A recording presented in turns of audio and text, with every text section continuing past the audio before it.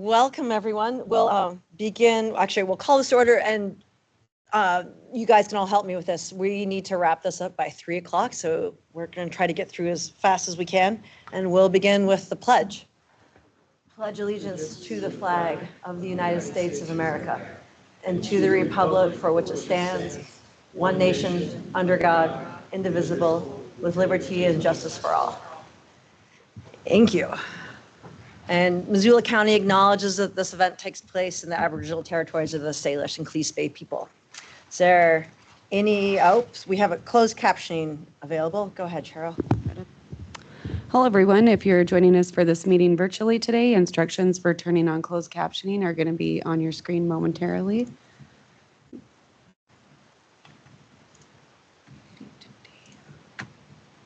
There you are. If you are joining us in person, we'll have closed captioning on all the screens here in the Sophie Louise room. Just as a reminder, there will be multiple chances during the meeting for public comment virtually and in person. During those times, if you would like to speak, we ask that you use the raise hand feature. If you are on Microsoft Teams, this is the small hand button at the top of your screen. If you're calling in on the phone, you need to hit *5 to raise your hand. Then once called upon, you'll need to hit *6 to unmute. If you have any questions during the meeting, please come and find me. And back to Juanita. Thank you. Is there any public comment on items not in the agenda? Don't see any in the room or online. We'll begin with, we have 5 hearings. Current claims list. Claims received as of July 31st to August 6th by the Commissioner's Office total $1,419,517.89. We have 5 hearings. We'll begin with the Rural Fire Department Station number 4, Flann and McClarty.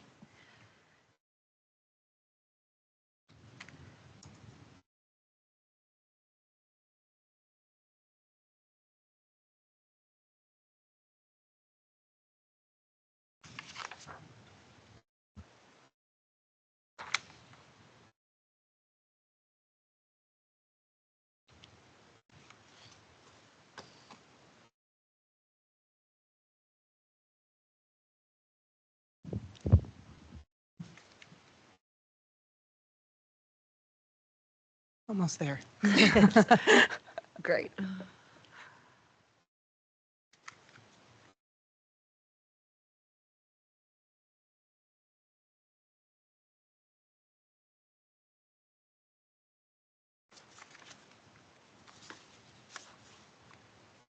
Okay. I have a request before you for additional TIF funding for the ambulance bay at in the Bonner Mill site.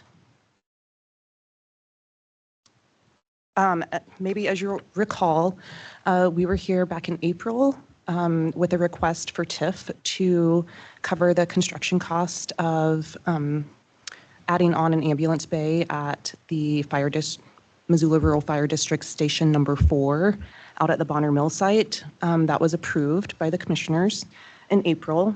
After that, Missoula Rural Fire went to bid for construction for this project, and the construction bids came in well over the cost estimate. The lowest bid being $399,359, which is $163,856 higher than the cost estimate. And so they have put in a request for additional TIF funding to cover the excess cost that came in with these construction bids, as they don't have funds available to cover this additional cost.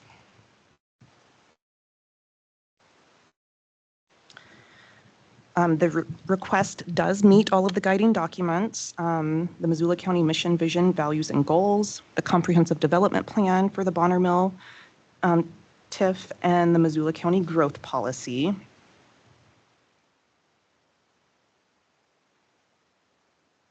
The main question is, do we have the money available for this additional request? Currently in the Bonner Mill TIFID, the cash on hand is around $1.63 million. The annual revenue is estimated to be just under $600,000. The annual expenses are estimated to be around $427,000. And we do have to have a cash reserve for the debt service in that district of around $310,000 which means that we really have a little over 1.4 million available in cash. The total project cost for this would be $446,150, which would mean after this expenditure, the fund would still have a little over $1 million available for other projects.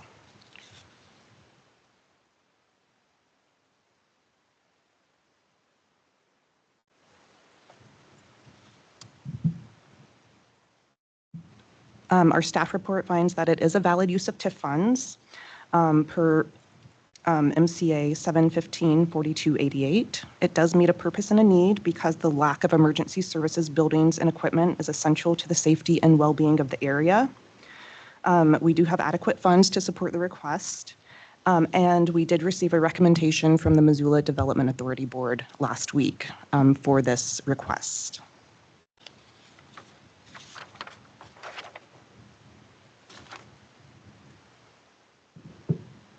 And unless there are any questions, I have a motion for you. Thank you. Is there anything that the MDA board recommended that was different than the staff report, or? They had general questions about why the cost estimate was so different from the bids coming in, the construction bids. And we heard that there were some issues with estimating the materials and the labor. That's kind of where the shortfall happened. Otherwise, Missoula Rural Fire is working with MMW Architects and worked with them on construction of that station. I'm going to get a few years ago when it was constructed. So yes, just a little unsure why the cost estimate was so off, but they have until next week. The bids are good until next week, so we're trying to push through to make a decision to lock those bids in so they don't go higher. Thank you. Do you have questions? Did anyone from Rural Fire want to speak to this? Good afternoon, Commissioners. Paul Finley from Missoula Fire. I'll keep my comments brief. Thank you for hearing us a second time on this request. This certainly wasn't the intention of both Missoula Rural Fire and MMW Architects, but we appreciate the opportunity to be considered again for a very worthwhile cause. We, as Flana had mentioned, and thank you to Flana and Andrew for their work, but as Flana had mentioned, there were some questions regarding the increased cost through the MDA board, and we do have Mark Stelling here today from MMW Architects, who would be glad to answer any questions regarding those costs as well. But the plan is for him to prepare some of that presentation or put into presentation some of that work in front of the MDA board at their next meeting to help answer any of those questions regarding costs. So thank you again. Thank you. And I'm sorry, I wasn't sure if Mark is in the room or online. Oh, hi, Mark. Do you want to add anything? Come on up. Okay, thank you. I'm Mark Stelling with MMW Architects. We can get into the details. I don't want to take too much time, but ultimately we did this estimate based off of the original build, which was a few years back. We added plenty of contingency to the hard material pricing that we were matching identically in this new build. The construction industry, it's a volatile market. There are unexpected overages. It's really a project of this scale where you don't have as predictable economy. There could be one sub-discipline that is off of what you'd expect, and it could derail the entire cost once you get this escalations for overhead and profit and other general conditions of the contract. So we're going to put together a thorough report for the MDA to review, but this happens pretty frequently in our business, and nothing too surprising, but unfortunate altogether. So Thank you. yeah, thank you. Is there any public comment? Not seeing any. I would move to approve using an additional $163,856.27 in TIF funds to reimburse for construction of an ambulance bay at Missoula Rural Fire District Station 4 in the Bonner Mill Tax Increment Financing District. Second, echoing what Chief Finley say, this is important, critical infrastructure. All in favor? Aye. Okay, our second one is Matt Heimel. I'm sorry, Patrick. Patrick Schwartz with the zoning permit. You even have that open? I guess I don't. Public meeting. Katie, you're not muted. Sorry. That's okay.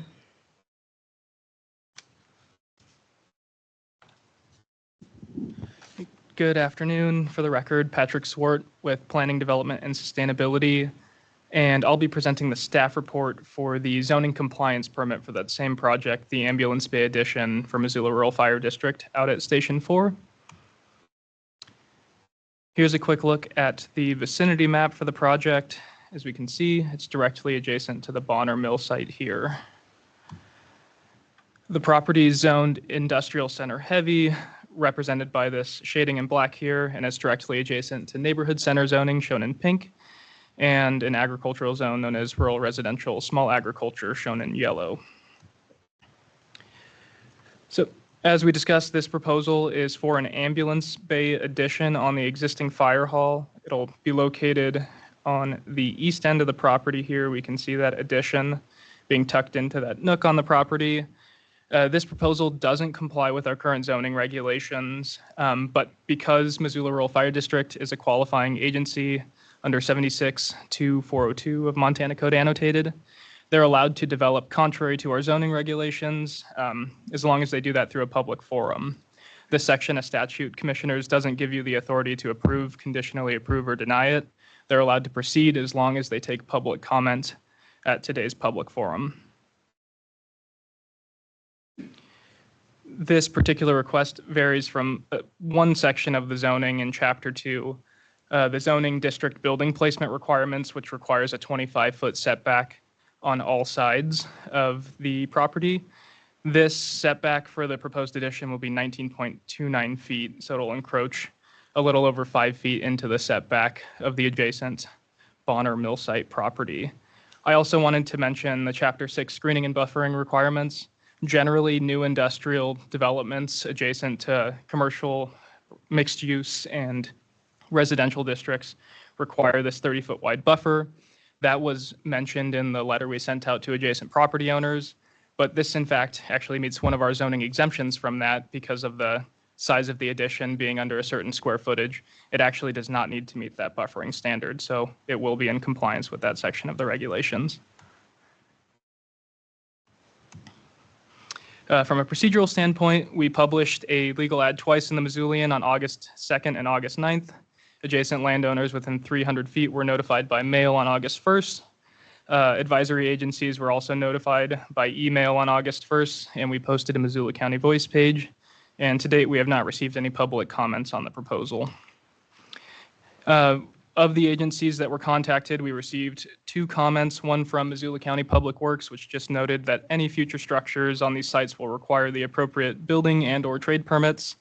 And they stated that depending on the location of the addition, property line setbacks may require special construction conditions per the International Building Code. And then we also received a comment from the Montana Department of Transportation, just noting that a turning movement analysis for the fire trucks housed at this location would be beneficial for better understanding impacts on both county and state roads. And that's all I have for the staff report. Thank you. Yep. Is there any public comment? We don't really have a choice. So, okay, not seeing any in the room or online. Do we still make a motion? Okay, great, thank you. Now Matt Heimel.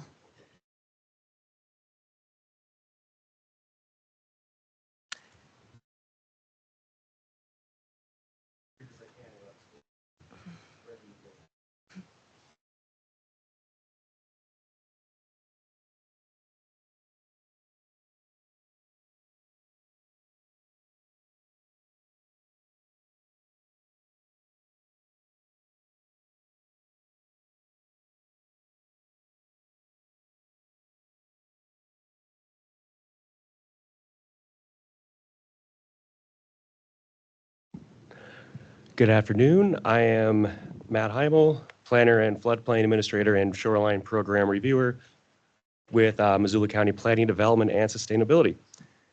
And I'll be presenting a request for a shoreline permit and variance at 3128 Highway 83, Celia Lake. This is the Lindy's property.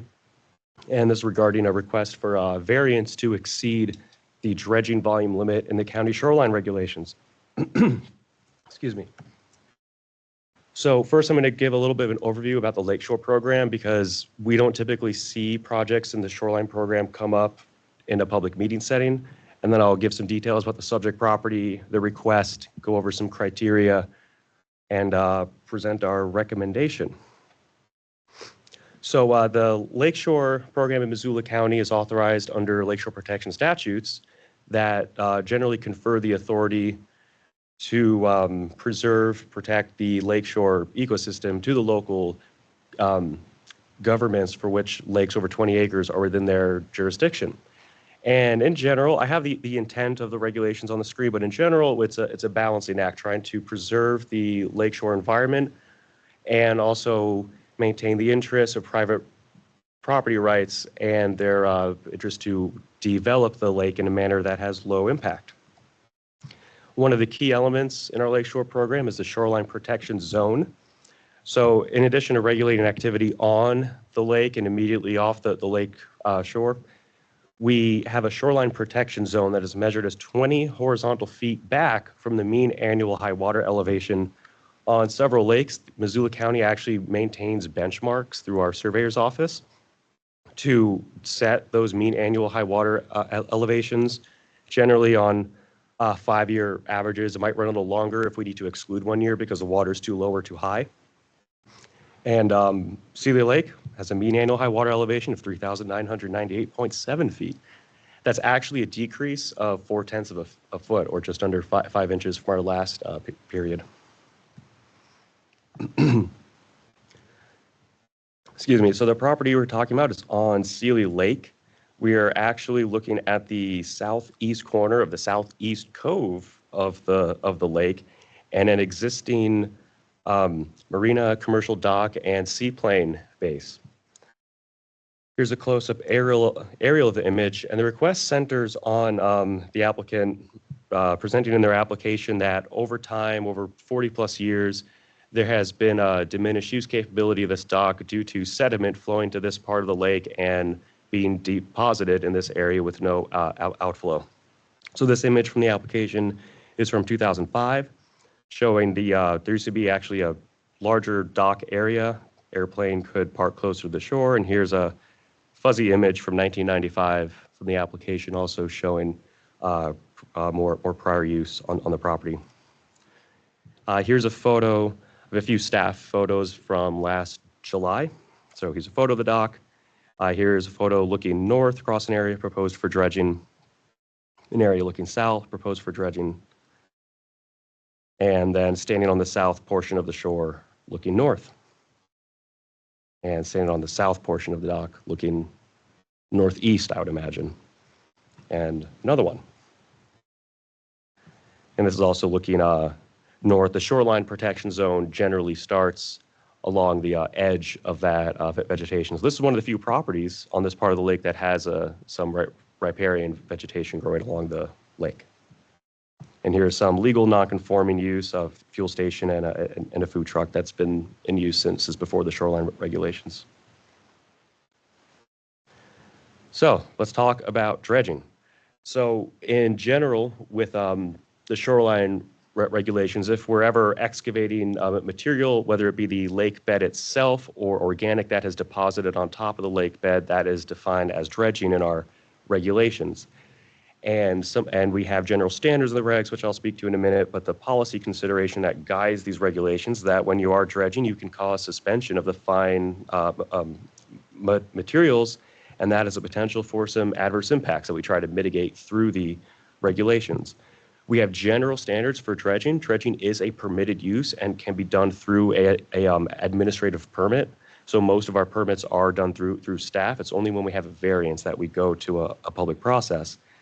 And number one key point, we need a lake restoration plan when we're talking about dredging. So it's not just let's dredge the lake. It's how can this be in the framework of how are we restoring to prior conditions that helps some sort of ecological benefit, so we're not looking at potential adverse impacts. And second criteria, key point, is that we limit dredging projects to 500 cubic feet of volume. That is key here because the requested dredging is in the volume of about 611 cubic yards, or 33 times the limit set in the regulations.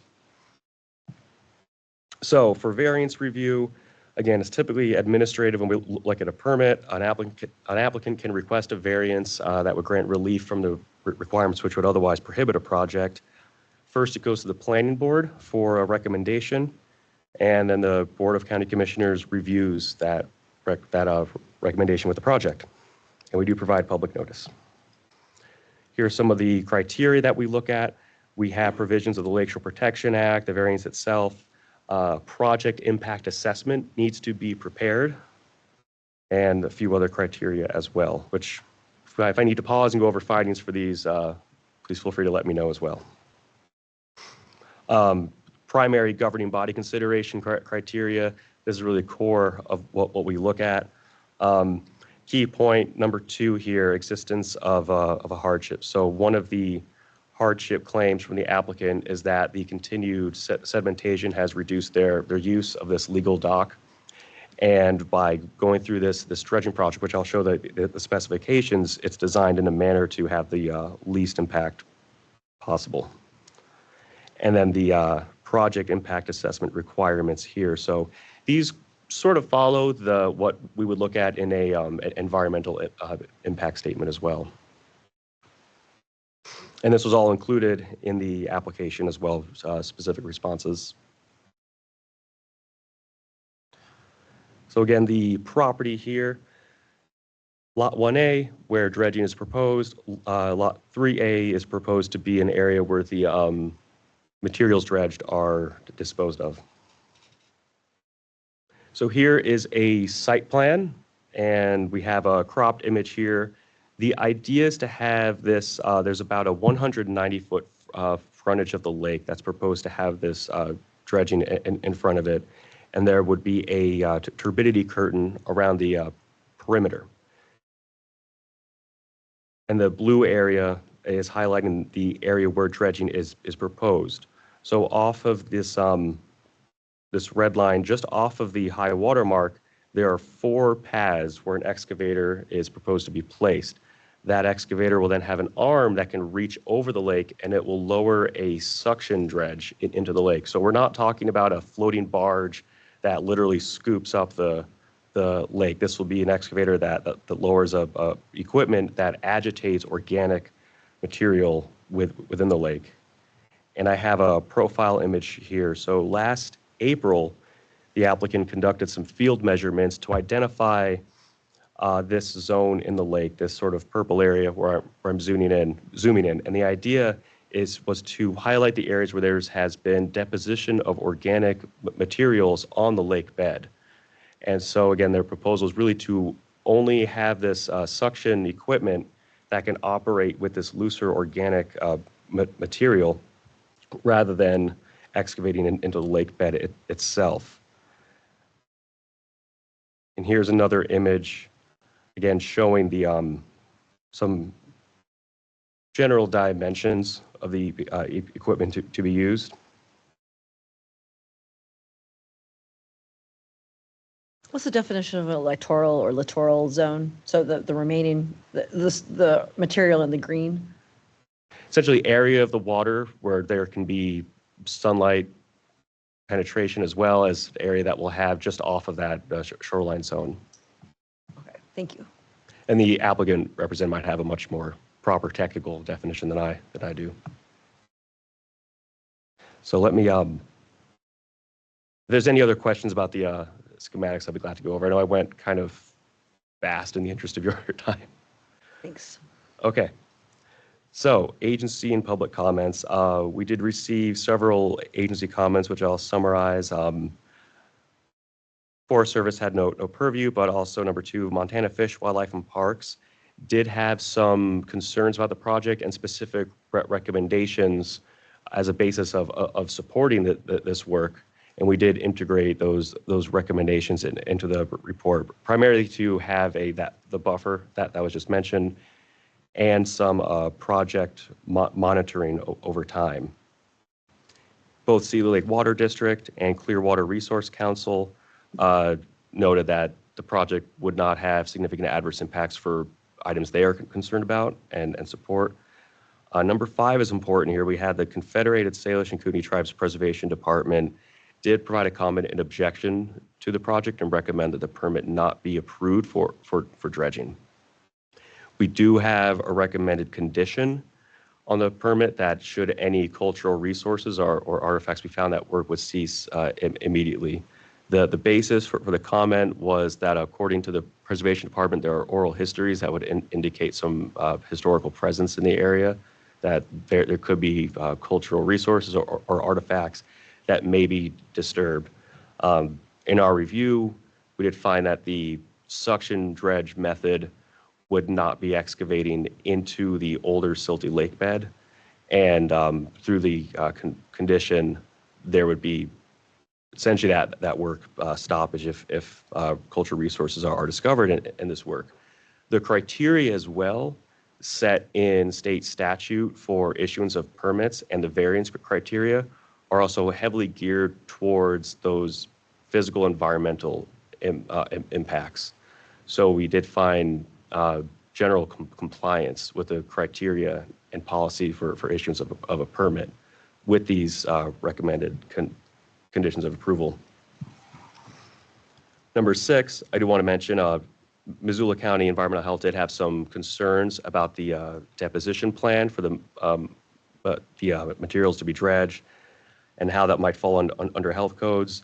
That was worked out after the planning board hearing, and environmental health staff did inform me that there are no conflicts with health codes. So we have an amended set of conditions that would essentially remove compliance with the health code because there are no conflicts. And also we received 9 comments in support and also some public testimony at the planning board hearing in support of the project. So again, request, in technical terms, request from the dredging volume limit of 500 cubic feet. That's section 43G2B of the Missoula County Shoreline Regulations. Staff recommends approval subject to what will be 8 conditions based on the amendments. And the planning board on August 5th did unanimously recommend approval of the project subject to the conditions as well. So to highlight those conditions of approval, 1, basically facilitate establishment of riparian vegetation within the shoreline protection zone where practical. And that's something we can identify in the field during the project. Number 2 and 3 have to do with our comments from Fish, Wildlife, and Parks to really help protect the sensitive shoreline zone and the habitat therein. And we're requiring this extra buffer without dredging of up to 10 feet in width. So if we have from the proposed point where dredging is supposed to start or proposed to begin closest to the lake, we're recommending that point, that horizontal point where it starts, to be pushed out up to 10 feet. That exact point is to be essentially highlighted or staked in the field with staff. The condition is written with considerable flexibility because staff and Fish, Wildlife, and Parks does note support of the project.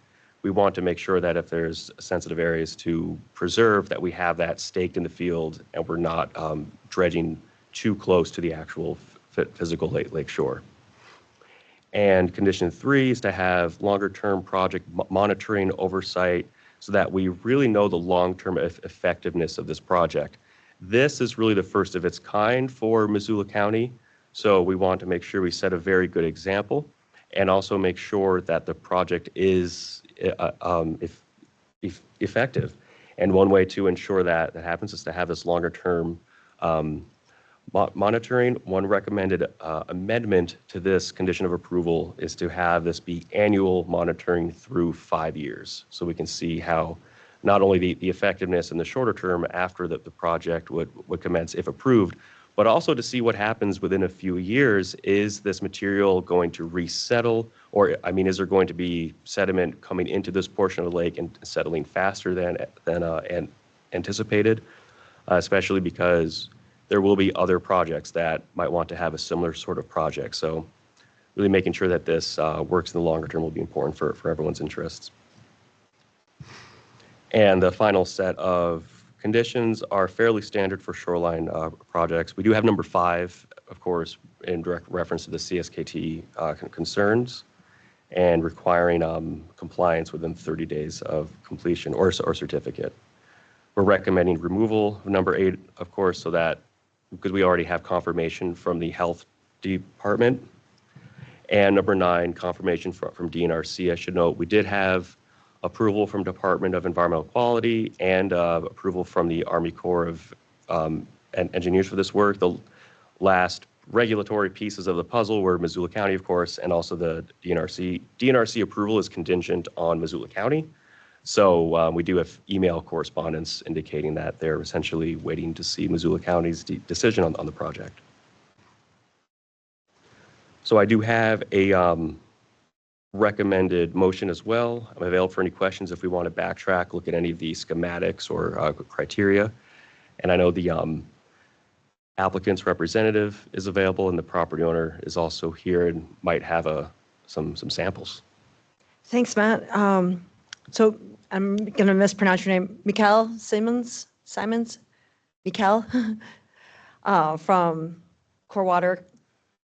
Thank you. I'm Mikhail Siemens. I'm an environmental engineer out of Kalispell, Montana.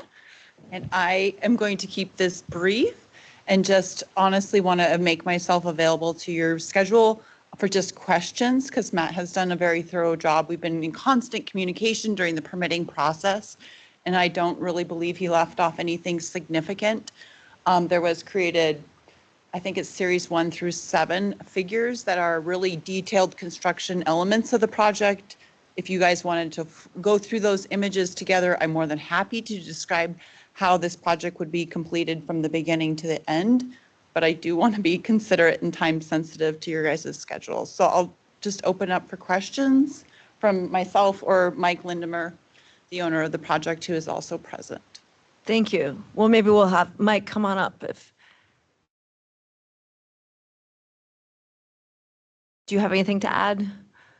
No, I just, I guess our family has been there. I'm second generation.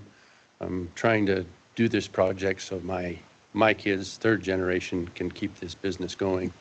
And we've been trying to do this for a long time, and we see the problem with the lake disposing all of the weeds and everything because the prevailing winds push everything down there. And then we have an issue, and we're trying to address it, and we want to do it right.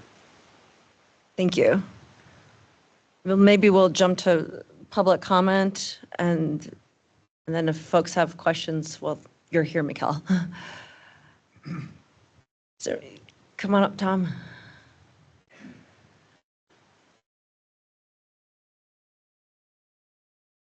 Hi, Tom Browder. I wear a number of hats up in Sealy, but regarding this with the visitor center and the importance of Lindy's Lawn, which is really as close as we have to a gathering place in Sealy, keeping it in good shape, which is what we locals see this project doing, is important.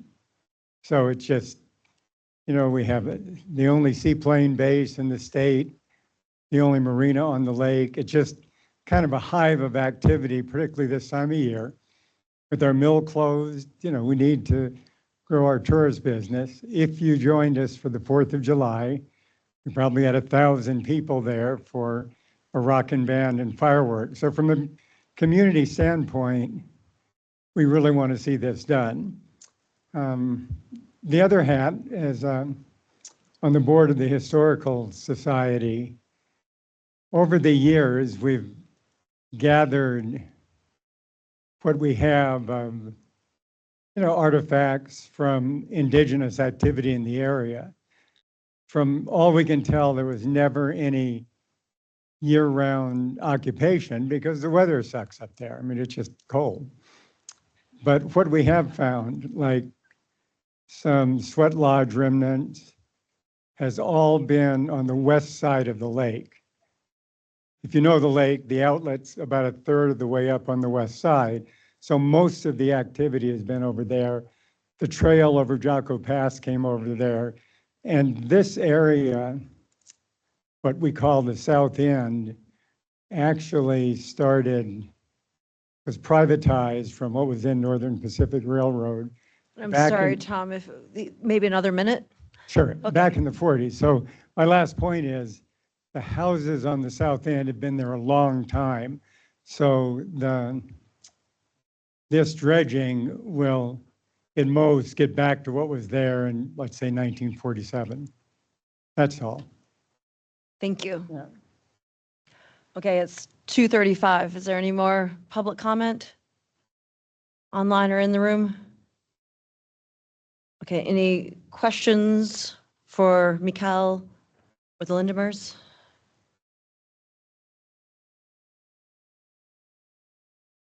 Don't see it. Matt, gave us a kind of a thorough Did, yes. pre-presentation earlier in the week. Go ahead. Go ahead, yeah. And this isn't the first we heard of it. We hadn't heard about this from Matt the other day. And before the resolution, I just wanted to commend you all for doing such a thorough job, a careful job, really being considerate of the lake, of the history, et cetera, and just offering some praise and thanks. Thank you so much. We did take a lot of diligence in this application, and Matt has complimented us about setting the bar very high in regards to variances. And it is only our job to do this in the most sensitive way we possibly can. So thank you for acknowledging that. Yeah, that came through. Thank you. I'm ready for resolution. You can bring up that language, Matt. I move to approve the variance from the Missoula County shoreline regulations to allow dredging in Seeley Lake that exceeds the volume limit based on the application, public comment, staff report, planning board recommendation, and subject to amended conditions of approval. It's a very dramatic motion. Second, all in favor? Aye. Aye. Thanks all. Okay. Kevin Dantic with LMB subdivision. Yeah.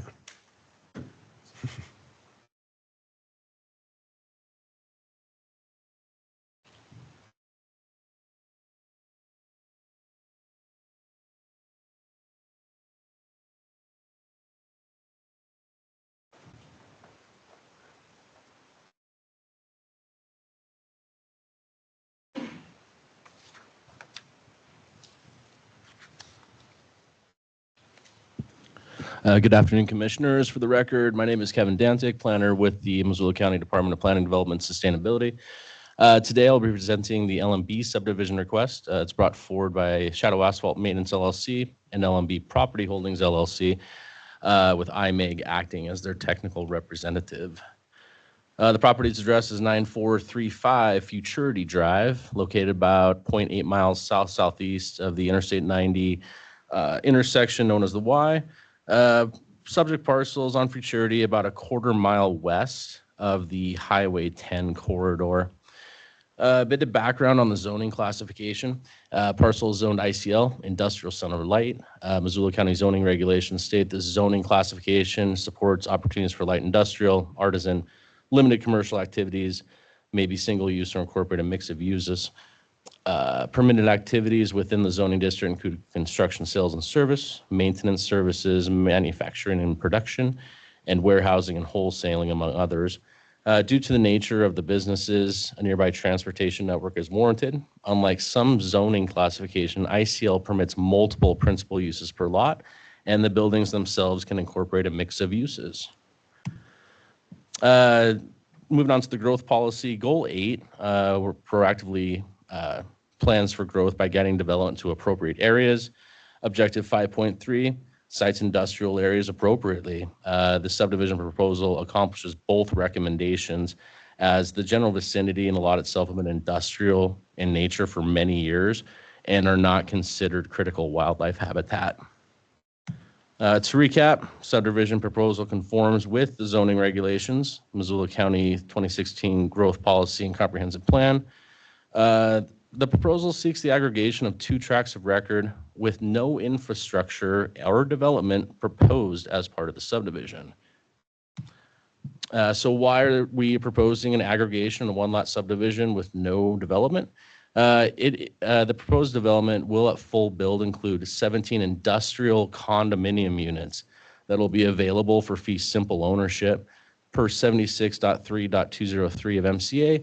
The landowners cannot apply for a condo or townhome exemption, as the original Missoula Industrial Park subdivision was created in 1966 and does not meet the minimum requirements of the Montana Subdivision and Platting Act of 1973.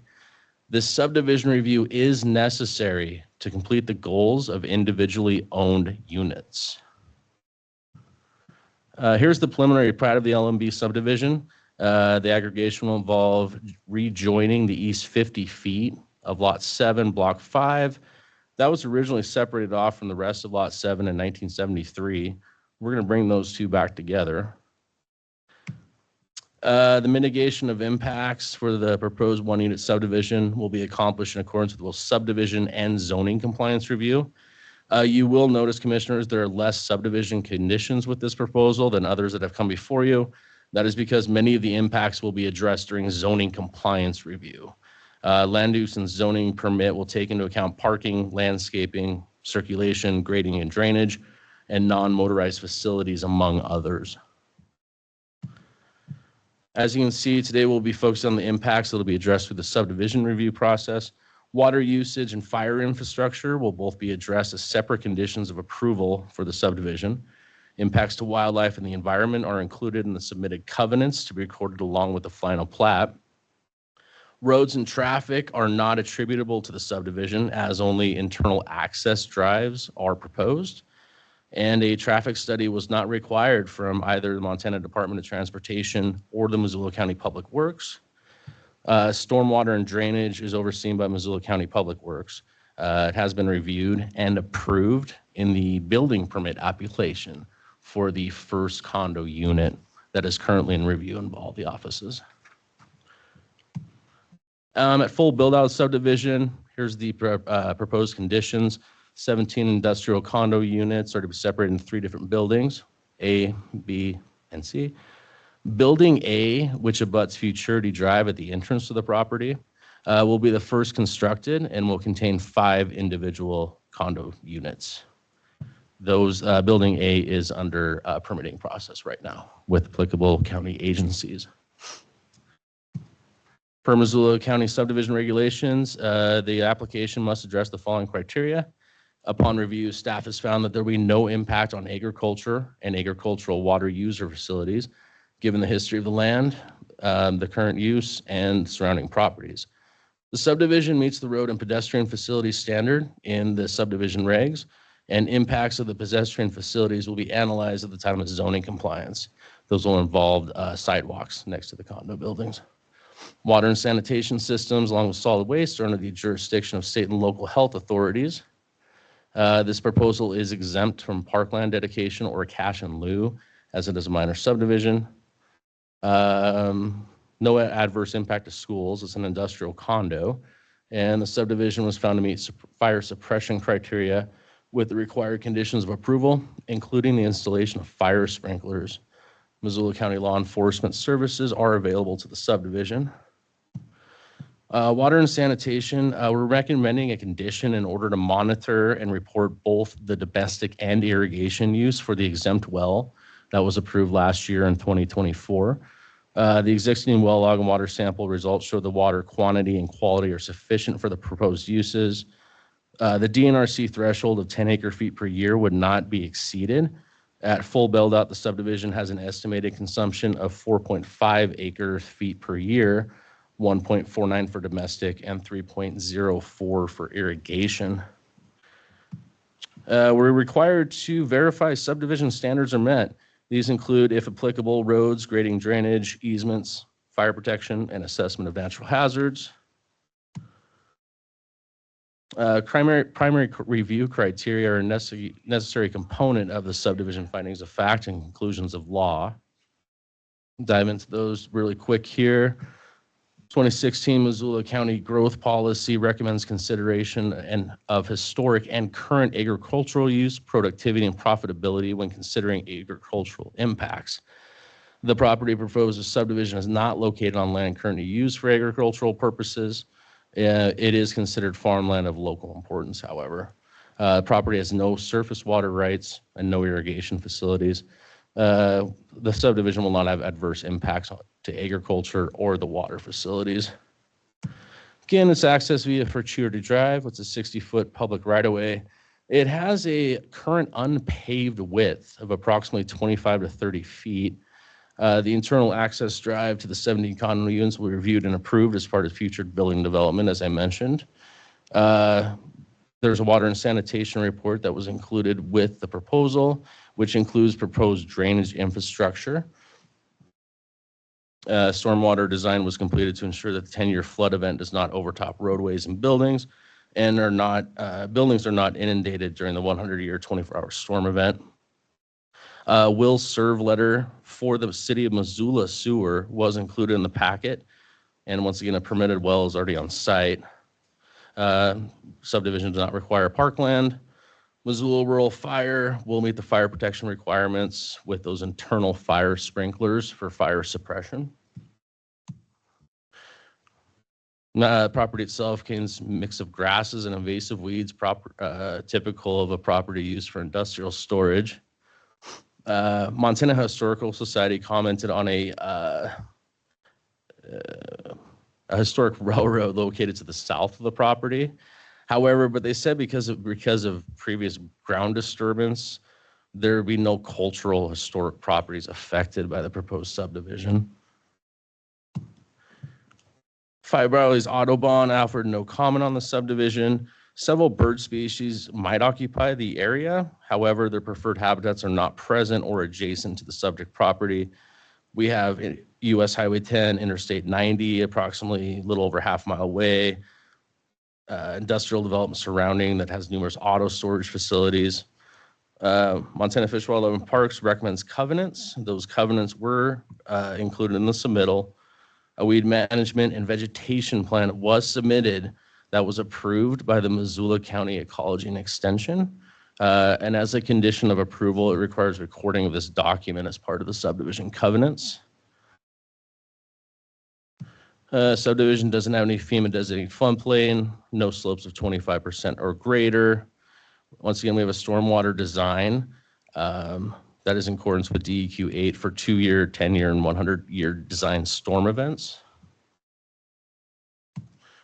We have a seal of a professional land surveyor that's in compliance, and the subdivision proposals follow all necessary application procedure and has been reviewed within the procedures provided in the Missoula County subdivision regulations.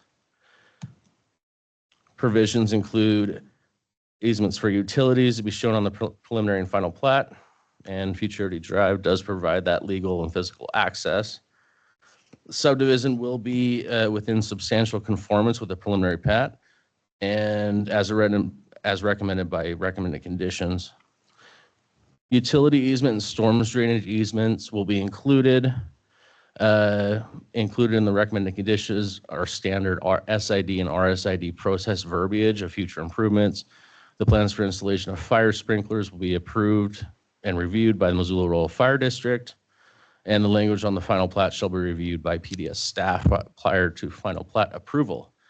Covenants pertaining to water use restrictions and automatic fire sprinklers will be added. In addition, weed management plan will be recorded. Preceding 3 items cannot be amended or eliminated without governing body approval. Received 1 public comment on the subdivision. The neighbors have no issue with the subdivision itself. However, they would like to see the road paved at some point in the future. In conclusion, staff has a recommended motion on the screen before you. Thanks, Kevin. Is there anyone from Shadow Asphalt or LMB or IMEG that would like to speak to this?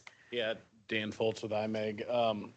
Here with any questions, but Kevin did a good job pretty much covering it all. the goal is to, instead of having industrial rental units on here that are allowed by zoning, to actually have them available for sale if a future business owner wants to buy that. So, but yeah, any questions, let me know. But other than that, I think you did a good job. Thank you. Shadow Asphalt or LMB? How about public comment? Public comment, none in the room. Doesn't seem to be any online. Any questions? Just, I guess I can double check with Kevin, but really the only reason we have to do this is because of the time that this whole project or this land was created legally created in this format, which was 1966. Correct, Right. 1966. Yeah, and if this was, what was is it 1972? Montana Subdivision and Planning Act was 1973. 73. So It was it after post that date. 1973, we wouldn't have to do this, but prior to 73, we have to. So That's correct. And I'm excited about more opportunities for people who work in these industries to have property to buy rather than to rent. So with all that, I would move to approve the LMB subdivision based on the findings of fact and conclusions of law in the staff report and subject to the recommended conditions of approval. Second. Any further discussion, public comment? All in favor? Aye. Aye. Thank you. Thanks, Kevin. Thank you. Good job, Very Kevin. thorough. Okay, Chris Lounsbury, Partnership Health Center separation request.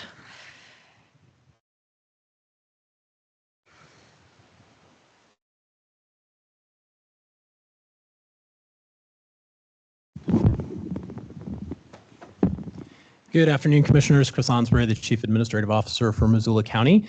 And what you have before you today is a request for the Board of County Commissioners to consider a separation agreement between Missoula County and Partnership Health Center, our federally qualified health center here in Missoula. So I wanted to give just a little bit of quick history here about Partnership Health Center for those who might not be familiar. But back in 1992, a date that actually predates Chris joining Missoula County, since I didn't come along until 1998, Missoula County applied for a grant to create a federally qualified health center here in Missoula, and Partnership Health Center became that clinic over the years. This was a partnership that involved a great deal of the community, our two hospitals, and many other providers to try and develop a health center that could provide for the needs of Missoula County's residents in all aspects of health, be that mental health, physical health, or even dental health. And at this point, Partnership Health Center has grown over the years from once being just a few rooms in the health department to providing facilities across more than 5 clinics here in Missoula County and serving about 19,000 patients each year. So it's grown substantially over its time here with Missoula County. And since its founding, it's always been the intention that Partnership would grow as the county grew, right? So we started off back in 1992 at about 80,000 residents, now a little more than 120,000 residents. And Partnership has grown in that time to be able to serve, like I said, more than 19,000 patients through 300 FTEs. So it's become a substantial part of that. But with that growth, it's also created some challenges just as the healthcare world changes and as local government changes. Those two things don't always sync up perfectly. And over the years, both Partnership Health Center and Missoula County have worked really hard to make sure that we're always meeting both each other's needs as well as the community's needs.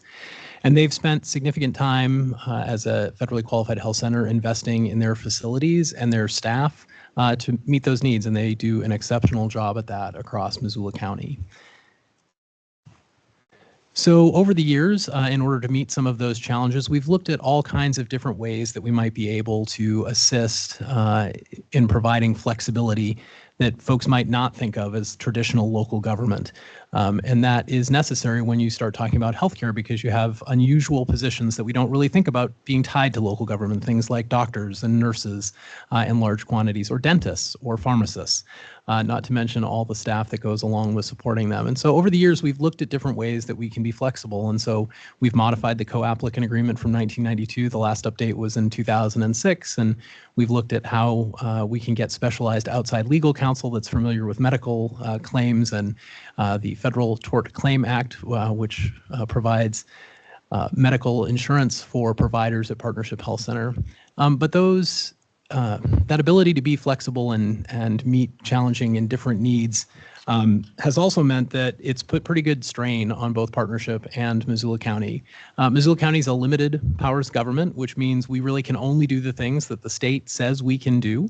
And Partnership is a medical clinic, and its primary job is to serve the needs of patients. And those two things don't always mesh perfectly, but we've done a really good job, I would say, over the years in figuring out ways to adapt on both sides of the street to make that work. But as they've grown and as we've grown, it gets more and more challenging to do that because the needs in that healthcare space just don't slow down. Just this last few years here for Partnership Health Center, they've had to look at changes in technology, in finance, and in recruitment to be able to retain and recruit medical providers into our community in order to meet those needs. And Missoula County, as a local government, is more structured, it's more slow moving because we're usually working in those property tax dollars and this idea of how do we make sure that when we're spending money, it fits exactly into the boxes that state law allows. And Partnership really works in that medical space, which requires a greater deal of flexibility, especially as changes have come along to things like Medicare and Medicaid that look at how the reimbursement model works for federally qualified health centers to make sure that they have the best possible patient outcomes, which is one of the outstanding features about Partnership Health Center here in Missoula County is that they do have a top-notch staff that provides high-level quality care to our residents. So as we've looked at that, we've kind of come to this difficult decision that we're putting before you today, which is we've looked at all these different tools that might be available under local government to give greater flexibility to Partnership Health Center to meet the needs and the demands of an ever-changing healthcare world. And that's included things like creation of a special district or looking at some of the tools under a health or hospital district or ways we could rework the co-applicant agreement. But unfortunately, all of those measures really fall short because they don't give the level of flexibility that's really necessary in healthcare. They really still have a lot of those strictures of local government in place around the speed at which local government moves and the constraints that we have because of the nature of funding that usually is tied to local governments. And so today, and we do have some folks from Partnership here who might want to speak as well during the public comment section, staff is recommending that the Board of County Commissioners authorize the initiation of a process called the Successor and Interest Process, and that will allow Partnership Health Center to be able to take over directly the federal award that comes through Missoula County to them to provide those core services. Just so folks know, PHC is actually the largest federally qualified health center here in Montana. They definitely have the capacity, the internal controls that they need to be able to meet the needs not only of their patients, but of those government requirements around the grant that comes through Missoula County from the federal government to be able to provide these services. And we believe this is the best way, both for Missoula County and Partnership Health Center, to be successful. Once you've had a chance to hear from the public, I do have a recommended motion for you. Thank you. Is there anyone from PHC who'd like to speak to this? Yes, hello, Lara Salazar. I'm the CEO of Partnership Health Center, and I really want to first say thank you to Chris and to the staff that we've been working with collaboratively with Missoula County and Partnership Health Center to present the agreement that's before you. And with me are really dedicated long-term board members, Kathleen Walters and John Crawford, along with a PHC executive leadership team, all working really collaboratively to meet both the needs of the county and Partnership in presenting this agreement to you, as Chris outlined very eloquently. So I just want to say thank you, and we have work still to do after your decision today, and so we'll keep doing that in really good faith in service to our patients and community and to the staff at PHC. Thank you. Thanks, Laura. Anyone else? We're bumping up against 3 o'clock, but if you're here and you'd like to say something, now's your chance. Okay, anyone online? Nope. Questions for Chris or Laura? Just a couple comments and then I'll do this motion. First, I want to say thanks to Chris and to Lara and all of your respective teams. We understand that these negotiations were super complicated, so many details, and have been going on for months, and nobody bailed out. You guys all hung in there and got us to this point. So thank you so much for all the detailed work and for hanging in there. So thank you. The second thing I was going to say is I was recently at a training with people who work in local governments from all over the country. And when I talked about PHC, I bragged about PHC, one of the incredible clinic we have as part of the county. One of the things I heard was, well, we used to have one of those. I think they went away in 2006, and that the standard trajectory for FQs is to begin as a co-applicant with local government, grow to a certain point, and then fledge the nest. And this feels like the next sort of stage of development on that trajectory, and we're experiencing it here right now, and it feels like the time is right. You guys have put in all the hard work, so thank you for all that, and this just seems like the right, timely thing to do at this moment. So with that, I'm going to make this motion. I move to authorize the Chief Administrative Officer, Chief People and Risk Officer, and the County Attorney's Office to work with PHC to initiate and sign the successor in interest agreement for the 330 HRSA grant and to sign the separation agreement as well as any documents needed as part of that or subsequent processes.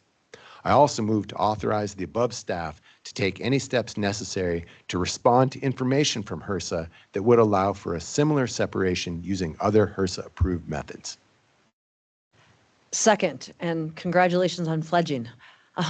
Is there any additional public comment? Okay, all in favor? Aye. Aye. Onward. Off we all go. 3 Thank you, o'clock. Commissioners. You guys are amazing. Nice job, Juan. Nice job.